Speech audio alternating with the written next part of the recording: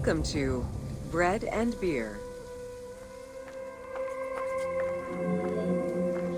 While the Mesopotamians invented beer, including using a straw to avoid the sediments and herbs, ancient Egyptians perfected the brewing method.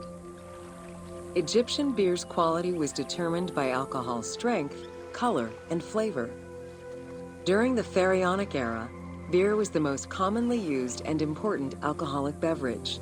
The state and temples used it, along with bread, as payment to workers, and it was included on the lists of food offerings to the gods and the deceased.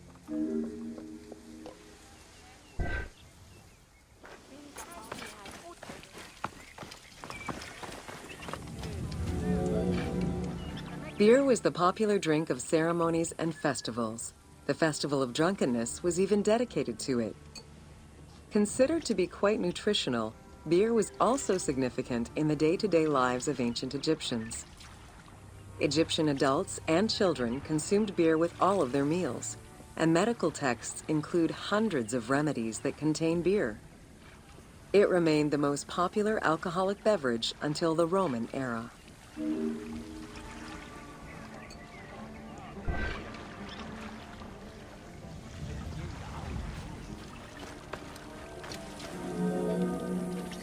Recipes for beer varied over time and depended on the quality of the materials. Bakers and brewers typically worked alongside one another at the same workshop or house. Many families often produced the quantity appropriate to their own consumption, with better quality beers produced for festivals and other special occasions. The most basic recipe used malted cereal as the main ingredient. Fruits such as dates were added along with honey and spices.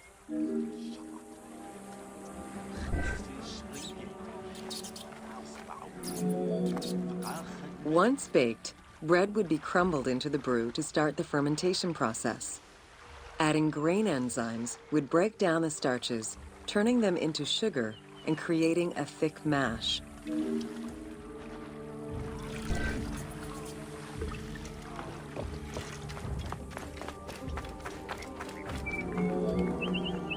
Once ready, the bread and grain mixture was compressed and then strained through a sieve with water into the mix of malt beer.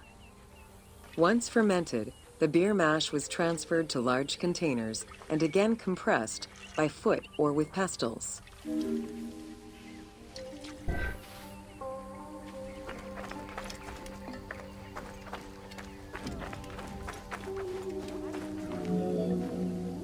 Once smooth, the beer was stored in pottery jars and sealed with a clay stopper. It probably couldn't be kept for long and likely had a thick, pasty appearance and texture. Very little was wasted. Leftover grains were reused to make sourdough bread or combined with the next batch of beer.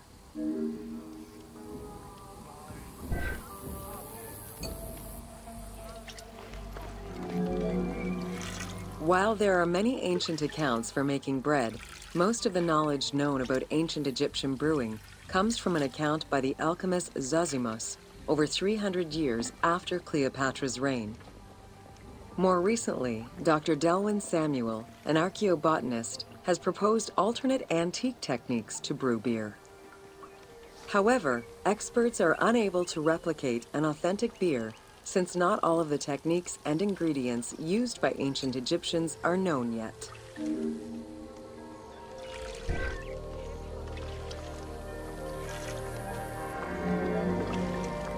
Food was prepared on the floor until the Middle Kingdom, when cooking benches were introduced. The introduction of durum wheat improved bread quality, meaning that the upper and middle classes ate better. The poor, however, still made do with a diet consisting of a gruel made of vegetables, softened bread, or barley.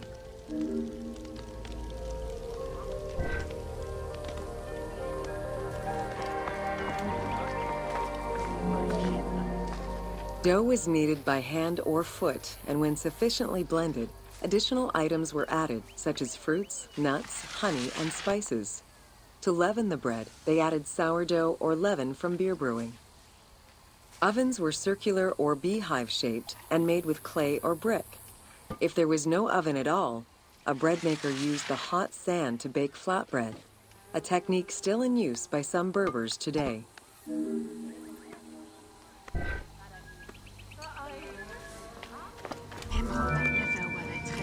Ancient Egyptians always had to fight off the omnipresent sand particles that were blown towards them. Despite their best efforts, sand regularly made its way into their food. Additionally, particles from the grain-grinding stone tools and ovens they used also contributed to attrition and prematurely worn teeth. The team tried to portray this through toothache animations and commoners sweeping sand off.